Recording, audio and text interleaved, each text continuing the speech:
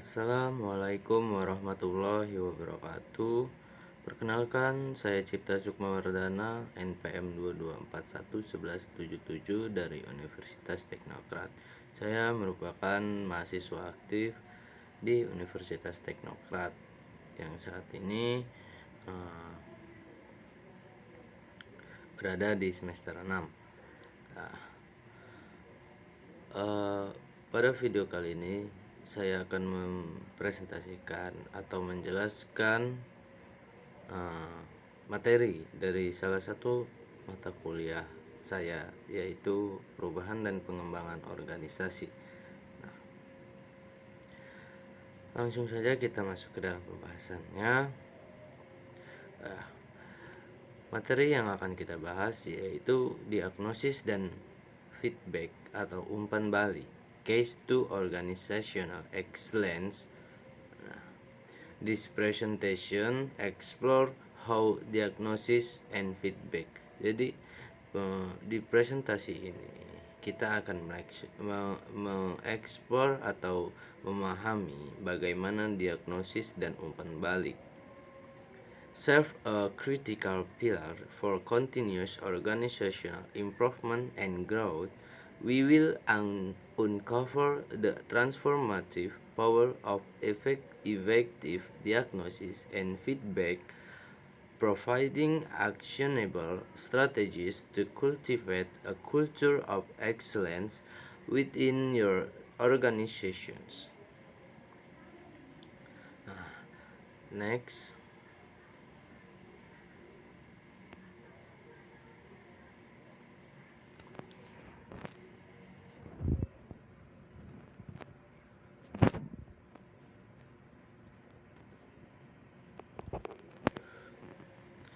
Understanding diagnosis, uncovering root cause, definitions.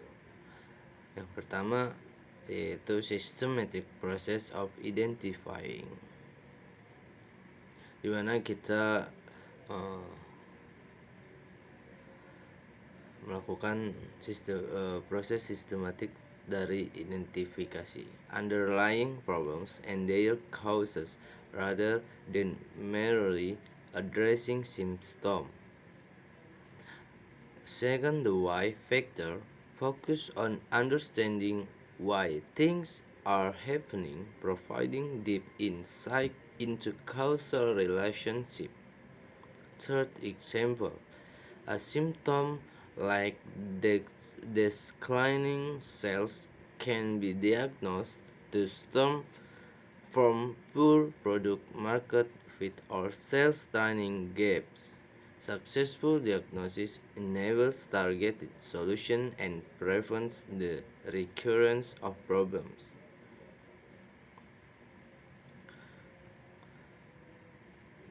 Next slide. Kunci diagnosis atau metodologi. Key diagnosis tools and methods. Yang pertama, data analytics. Analyzing sales trends, customer churn rates, and operational KPIs to identify patterns and anomalies. Second, surveys and interviews.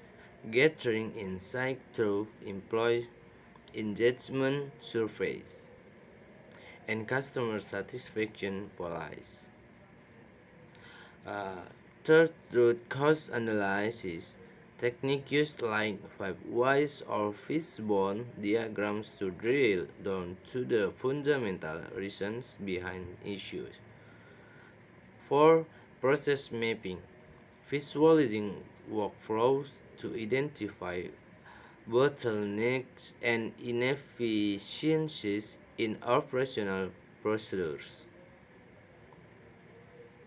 Next, the role of feedback, fueling growth and change. Umpan balik adalah suatu informasi. Feedback is information provided to an individual or team about their performance or behavior. Its main purpose is to reinforce effective behaviors and correct ineffective ones.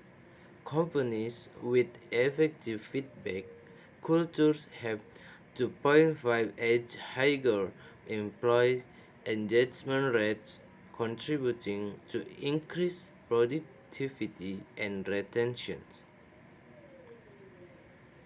Next slide. Types of feedback in the workplace.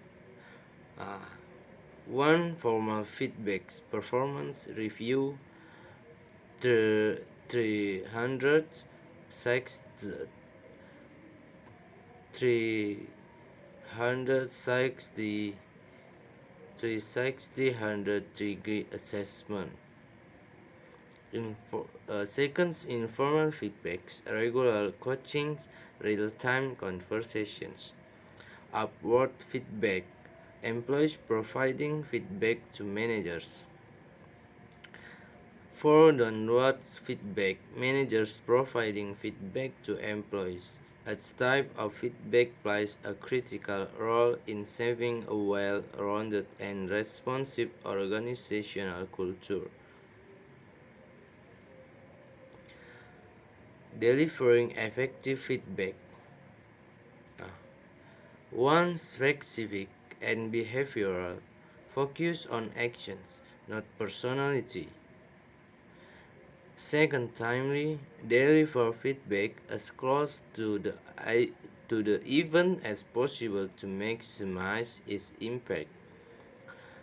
Third, actionable, provide clear suggestions for improvement that the recipient can implement.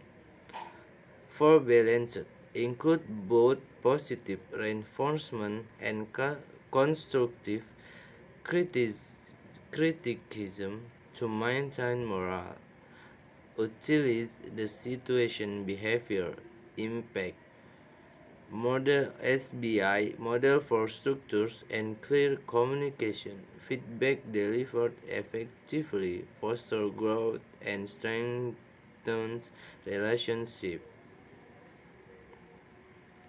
Receiving feedback for growth. Listen actively. Avoid defensiveness. Seek to truly understand the feedback being provided. Ask clarifying questions.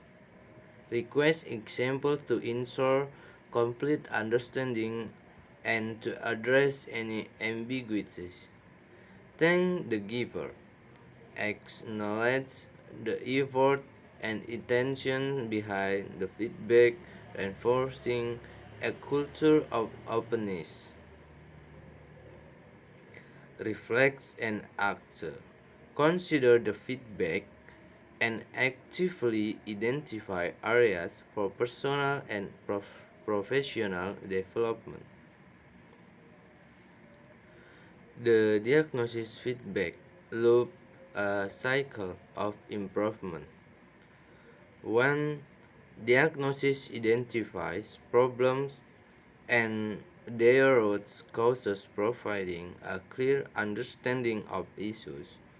Second, feedback provides actionable insight to address the identified issue, guiding corrective actions.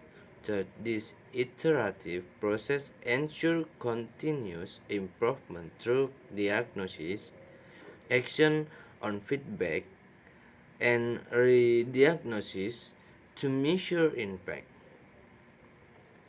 The loop, the loop can be exemplified by addressing long-term team morale or diagnosis with targeted feedback on management styles, followed by a new survey to track improvement. Next, real world impact. Case study success. Company X diagnosing high employee turnover. High employee turnover 25% annually was diagnosed as stemming from a lack of career development opportunities. Structured quarterly feedback sessions focusing on individual growth paths were implemented. the results, turnover reduced by 18% within 12 months, saving $1.2 m in recruitment costs. Employee engagement scores increased by 15 points. Conclusion: build a culture of continuous improvement. Diagnosis provides clarity. Pinpoint actual problems. Feedback drives actions. Cultivate open communications. Embrace data-driven insight. Track progress and refine strategies. Organization that priorities feedbacks demonstrates lower turnover rates and foster a more and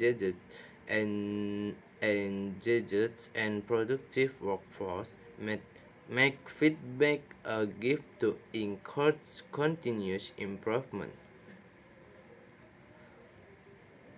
Uh, Thank you for attention. Terima kasih buat teman-teman yang telah menyimak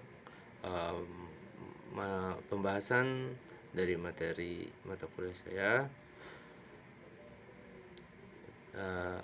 Mohon maaf apabila ada kekurangan. Saya akhiri. Wabillahi taufiq wal hidayah. Wassalamualaikum warahmatullahi wabarakatuh.